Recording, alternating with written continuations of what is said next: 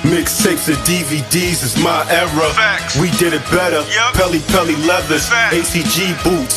We 80s babies and early 90s when it got grimy. I was out of this world, you could not find me unless you checked the lobby. Hustling was my hobby. We was lobby boys before Jim Jones. You could catch me at Harlem eating Jimbos.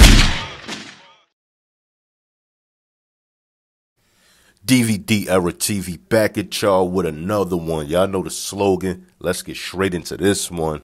Now, two of the biggest artists on the come up in the mixtape and DVD era was Maino and J Hood. Maino just came home from prison, dropping freestyles and songs on mixtapes, making him one of the most well-known artists in the DVD era. And J Hood being part of the Lox D-Block group and record label, influencing a gang of teenage rappers to pursue their rap careers. Now, being that these was two of the biggest artists from New York in the mixtape and DVD era, you'd think that they'd see eye to eye and make music together. But that wasn't the case. Now, according to J Hood, after leaving the MTV Making a Band party as he was on his way to his ride, he'll be approached by Maino. Maino would introduce himself and ask him if he heard of him, being that they were on several of the same mixtapes at the time. But J Hood would tell Maino he never heard of him. Now, these two would still manage to exchange numbers after Maino suggested that it would be a good look if they did a track together. Even though they exchanged numbers, they'd never reach out to each other and keep in touch. Now, according to J Hood, he'll run into Maino at the Lox EP party release at Webster Hall, where he'll run into Maino and these two will speak and say what up to each other. A few days later, Maino will post a picture of J Hood on his Instagram with a caption saying,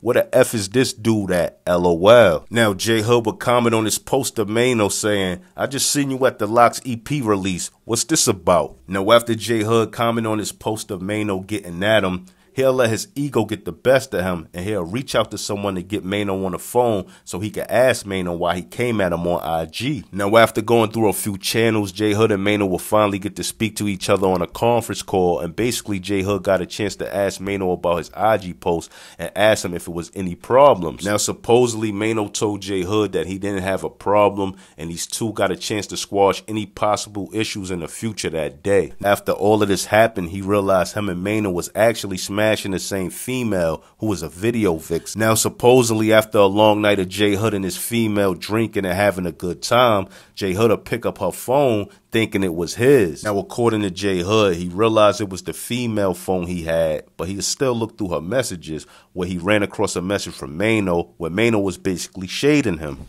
Now, he said Maino was saying to the girl basically like, "Oh man, you did a J Hood video," and basically bashing her for doing a video. Now, this is typical because, like they say, most beef in the street starts over females. Now, I'm going to remove myself from the journalist position and the whole documentary creator position and just speak on this topic and give my point of view briefly. Now, I'm not going to lie. I can see how Maino probably felt played by J Hood this day. You get what I'm saying? When he asked him if he knew who he was, he said no. When he wanted to exchange numbers with him, he had somebody else take Maino's number down. So Maino probably thought he was acting bougie. And I'm not going to lie, like at the time, J Hood was down with the Lox, one of the hottest rap groups at the time, still one of the hottest rap groups to this day.